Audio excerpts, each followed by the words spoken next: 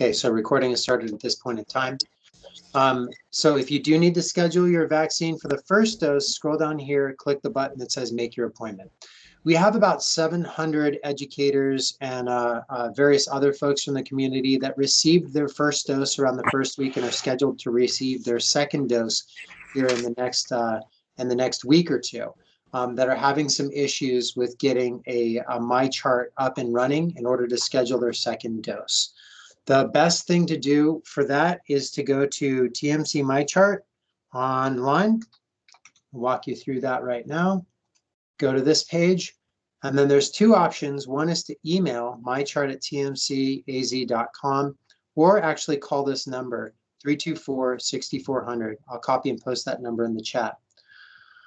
The number is getting a really high call volume right now. There's a lot of people on it. I think yesterday they had, I want to say, around 3,000 plus calls on that. Ooh, that didn't turn out right.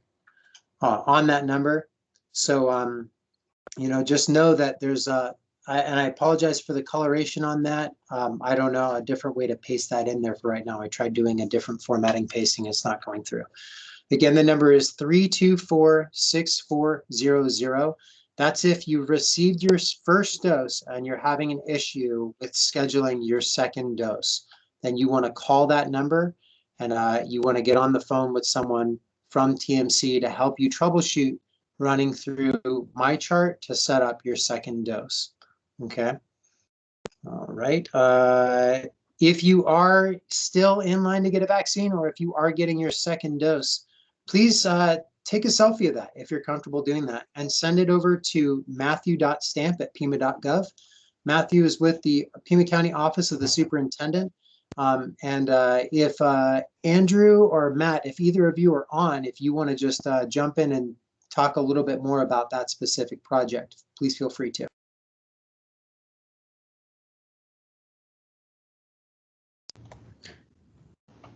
I'm assuming Matt isn't on the call, or he would have jumped in, but just want to say that it's been a really effective campaign, and Matt keeps it updated, I think, on a daily basis, and it really does, I think, inspire a lot of hope and creates a lot of positive energy. So please continue that, get the word out, and please keep sending the pictures to Matt for us. Thank you.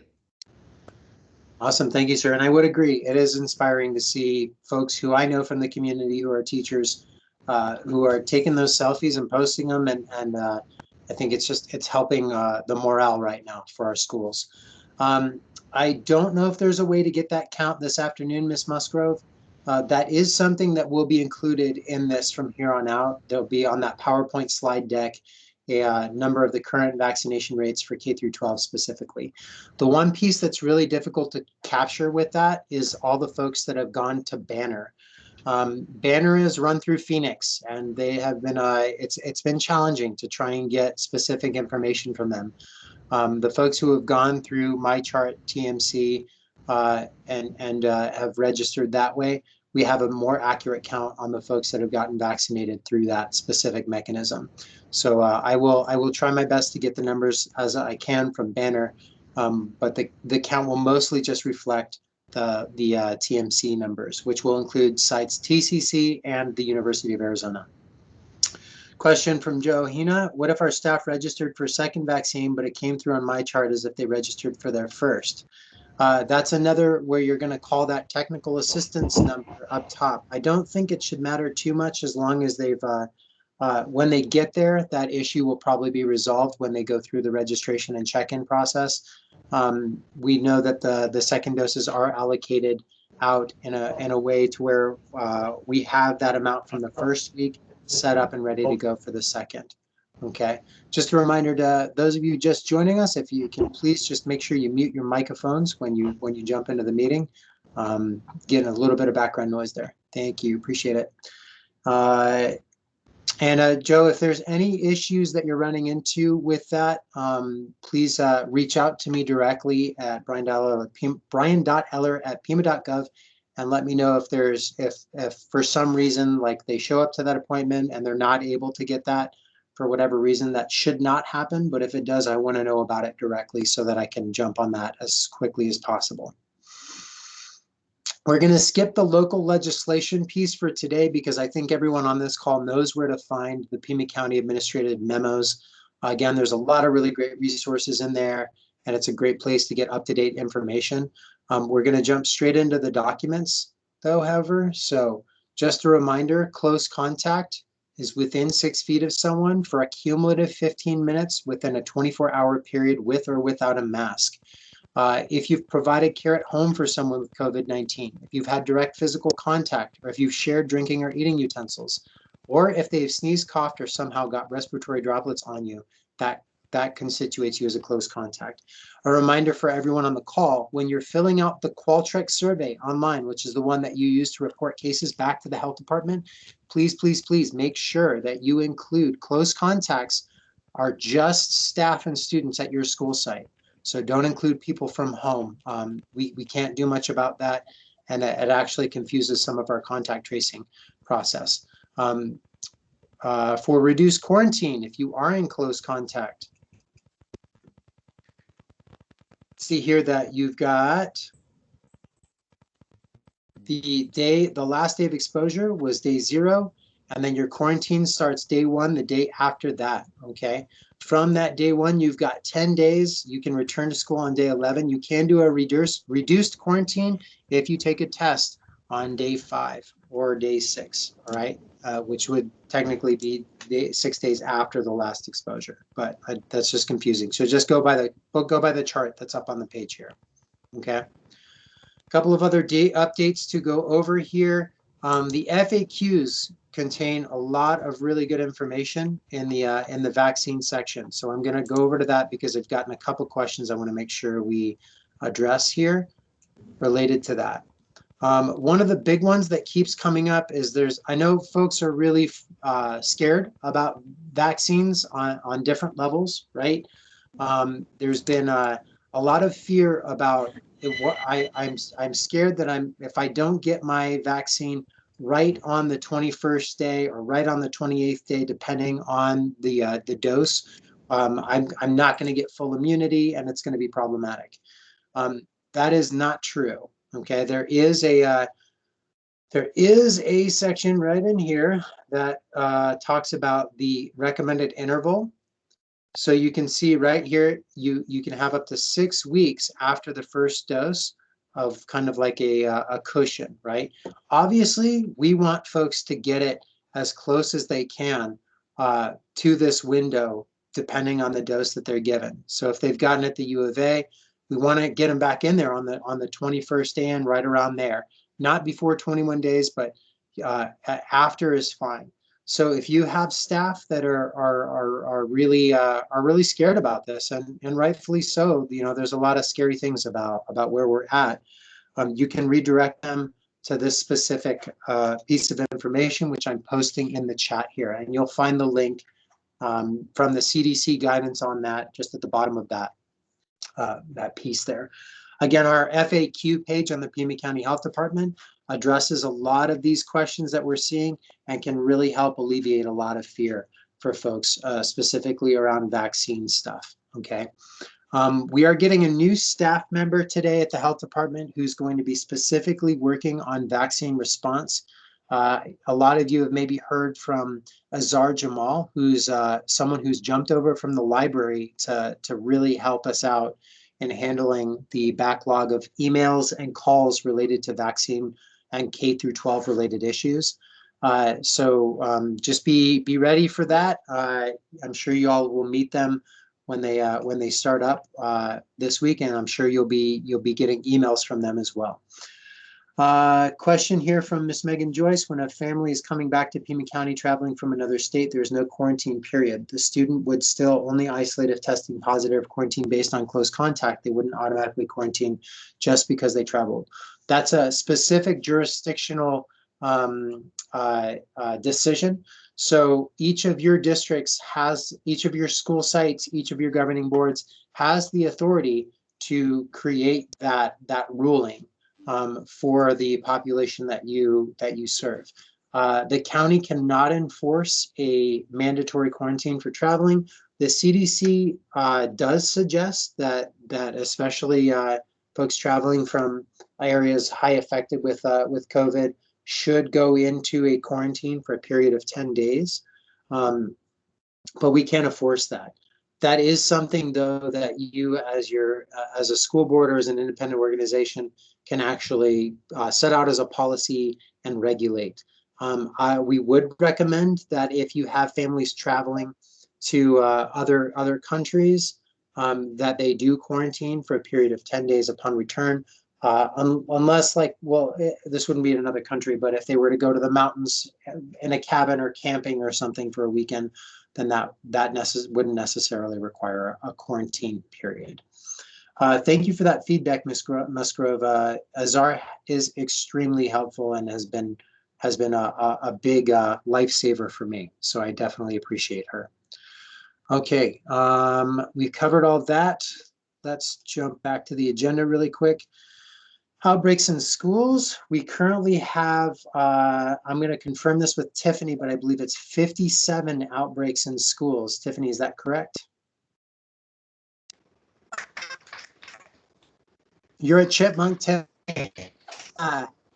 Yeah, so I can hear Tiffany behind me. I know that's correct. So thank you for that. Thank you for that feedback.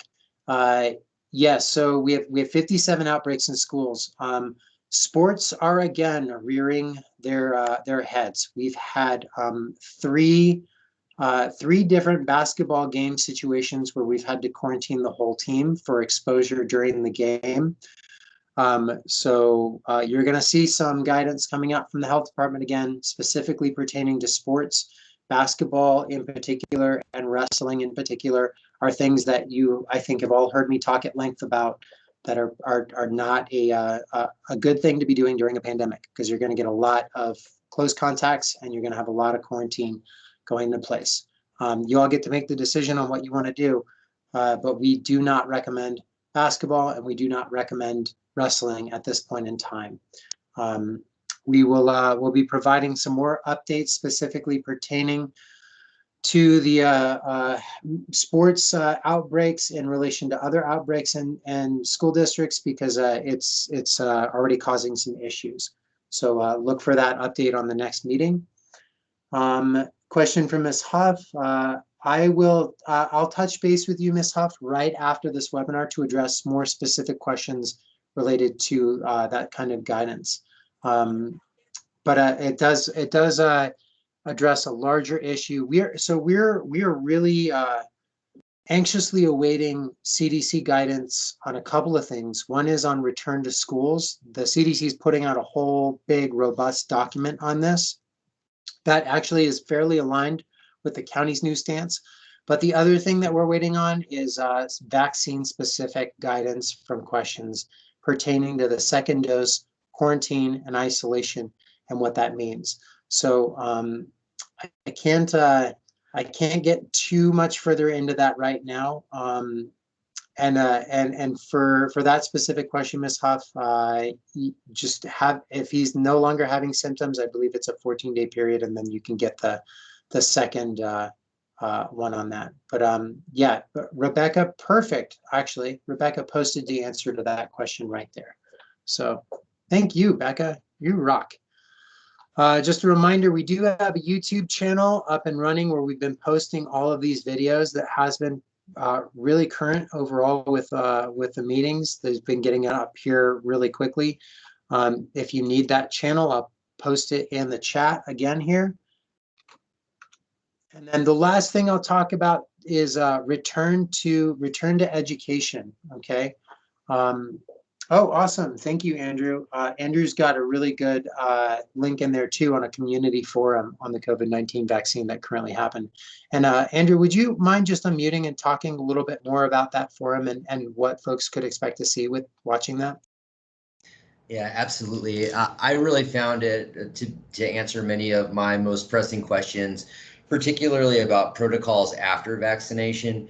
But Dr. Liao, who's local somehow, but also with the CDC, and then our newly elected Supervisor Matt Hines is on to talk about protocols, and I found it to be very helpful. So I hope everyone will find the time to watch it. I think you'll find it helpful as well. Yeah, thank you, Mr. Bevington. Question from Ms. Mosgrove regarding the 57 outbreaks in schools. Do you know how many total schools there are? There's about, in Payment County, I want to say there's over 800 schools. And Andrew, I don't know if your office has got a more accurate number. It's been a while since I've seen the total school number, but that includes private, charter, and all public institutions. I don't have that number off the top of my head. We can work on that and I can get it to you though. Yeah. And Ms. Musgrove, yeah, so what we've been saying, and one of the reasons we've issued the new guidance stating that schools are a relatively safe place to be overall, is that the only thing the health department is going to recommend is we're going to step away from doing the hybrid traditional or doing remote instruction recommendations. We think that subject matter experts like the Office of the Superintendent, University of Arizona, and other resources, Arizona Department of Education, for example, those organizations will be the ones who can help you with setting up how your educational delivery plan goes into play. But the health department's only recommendation at this point in time is really going to be around the guidance of strong mitigation. And I'm pulling up a video while I'm talking here, which I probably shouldn't do that. Sorry. So this is the only thing that we've put out in terms of that guidance, Ms. Isaac, at this point, because we are waiting for the CDC to put out their final plan before we put anything in writing. Again, what we are going to say is that strong mitigation is the most important thing for you all to work on. There's been some interesting developments around social distancing lately. Currently, the health department is sticking with 6 feet social distancing in between students inside of classrooms, and at the lunchroom especially. Masking at all times and making sure to wash, wear, and wait. That's the frequently touched surfaces, washing hands frequently, things of that nature. Okay. So you will see some stuff in print. For now, we did this formal announcement last week that really highlights the role of that mitigation, and you can feel free to share that video around. Miss Cool, I mean, the only thing we want to know from you all is that A, you're practicing strong mitigation, and if you have any cases, that you're reporting those to us as quickly as possible. And during the video, you'll actually see 4 bullet points that talk about in broad terms those specific things that I was referring to that we want to see from schools. And we don't have to see it in terms of you actually emailing it back to us. What will happen is through those case reports, if we see anything that kind of sticks up as an orange flag, not even a red flag, we're probably going to call you and just check in and see where you're at in terms of your mitigation plans. The thresholds that we're looking at right now are 10% case volume over a 4-week period. So if we see, let's say, for example, your school site has 1,000 students. If we see 100 cases within a 4-week period, that's a big red flag for us that something isn't going right, and that we need to reach out and we need to work with your school site to figure out what it is that's going on so that we can help you get to where you can get your kids back in school safely. That's been really rare that's happened. The other thing that's important is outbreaks. If we see 3 outbreaks in a period of 4 weeks, that's a huge trigger point for us. That tells us that there's definitely some mitigation implementation that we need to step in and do a better job of helping you all in terms of how you're implementing that. And our strong stance on mitigation, what you're seeing with the video and what you'll see when the guidance does get released, the social distancing, the wearing of masks at all times, no exceptions, except for, sorry, there is exceptions. It's lunchtime and if kids are out at recess, social distancing. And then making sure to washing your hands and frequently touched surfaces are important points too. I've talked about before early childhood. the fifth, age 5 through 11, and those students being more likely to be asymptomatic, therefore less likely to actually develop symptoms and less likely to spread. So those are all things for you to consider as you all decide what method of instruction is most appropriate for your students and your populations. Question here. What is the position of PCHD regarding whether schools should eventually consider adopting a policy requiring employee COVID vaccinations, respecting an exemption for medical reasons? That's a great question, Ms. Sullivan. And let me get back to you on that, because I don't think we currently have a position on that. I do believe that that actually is covered in our FAQs. If there is a requirement in here for COVID vaccines. There we go. So the official FAQ, I'll copy and post this in the chat. The answer to that question is that an employer can require employees to take the COVID-19 vaccine subject to certain legally protected exemptions for disability and sincerely held religious beliefs. Employers can ask employees to show proof of receipt of COVID-19 vaccination. And if employer requires the vaccine or contracts with the vendor to provide the vaccine, then pre-vaccination medical screening questions subject to ADA standards must be consistent with the business necessity. If it's voluntary or if employee receives the vaccine from a third party, does not have a contract with the employer, then these ADA restrictions do not apply. So this will get posted in the chat right now. So you should see this here shortly. Why it's not posting, I don't know. There we go. Okay, great. Is the TCC walk-in clinic still available to educators and the only way to get a vaccine aside from waiting an email from MyChart? Yeah, that's a great question. So TCC no longer has a walk-in same-day shot availability. What you can do is if you don't want to wait for a MyChart invite, you can go line up at the TCC and then get on the schedule and get on the agenda to get a vaccine either the next week or the week out after that. Currently, they are booked for the next, this morning on the call, they were saying for the next 4 days, they're almost full capacity. That includes today, so all the way through Friday. I was really frustrated last week with that TCC scenario. I spent a lot of time down there on Thursday and Friday trying to help fix some issues that came up with that. So in short, it's not available as a walk-in same day. If an educator wants to go down and get the MyChart built then and there with registration folks from TMC, which is Tucson Medical Center, at the Tucson Convention Center, then they can stand in line to do that, to get their appointment in the next week or so. The easiest method is to go through the Pima County registration online if they haven't gotten that MyChart email yet. Can schools require students to be COVID tested if testing is conducted at the school? I don't know the answer to that. I will get with my legal department and check on that. Can schools require students to be COVID tested if testing is conducted at the school to attend in person? Yeah, I think that could be a school policy decision, a policy decided at your school site. What I can say is that we are finalizing the training for Binax Now, which is a easy to use test strip with the National Guard.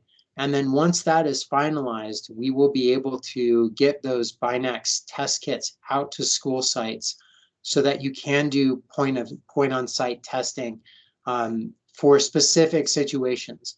I am not 100% familiar with all the details around that, so I will make it a point on the next agenda to have one of my colleagues who's doing that testing rollout on the call to assist with that. And it will be available to all schools based on the testing availability, which shouldn't be an issue at this point in time. Okay. Great questions, everyone. I appreciate it. So that puts us just 3 minutes short of 9:30. I am gonna make an end to the agenda at this point in time. I am gonna email out the agenda to everyone right after this call. In fact, I'm gonna do it right now while I'm still on the call, so that if anyone doesn't get it, you can tell me, hey, I didn't get it. Please send that to me, Brian, and I will make sure to get that out to you. So let me just get this open. Email to all attendees, attach file. And it's going to say 2/4/21. Oh, let me resave this actually first.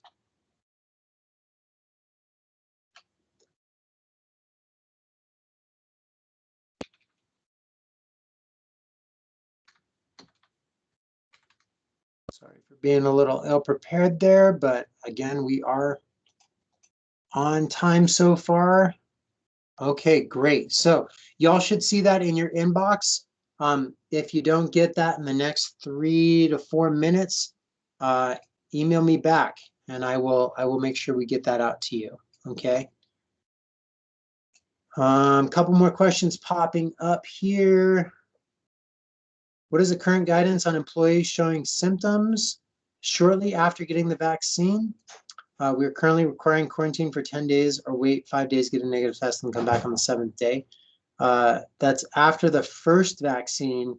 That would be the recommendation, Mr. Clark. I'll have to check on if there has been an update on the second shot for the vaccine and whether or not quarantine will be implemented. That is something we're waiting for the CDC to issue some formal guidance on.